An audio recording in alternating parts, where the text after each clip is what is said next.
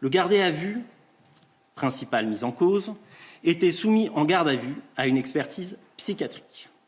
Le médecin psychiatre requis retenait dans ses conclusions que le mis en cause n'était pas atteint au moment des faits d'un trouble psychique ou neuropsychique ayant totalement aboli son discernement ou le contrôle de ses actes. Une altération du discernement était relevée, de même qu'une personnalité marquée notamment par des conduites addictives et une dangerosité d'ordre psychocriminologique non négligeable. Au cours de ces auditions de garde à vue, M. G, après avoir commencé par garder le silence, reconnaissait être l'auteur des blessures occasionnées.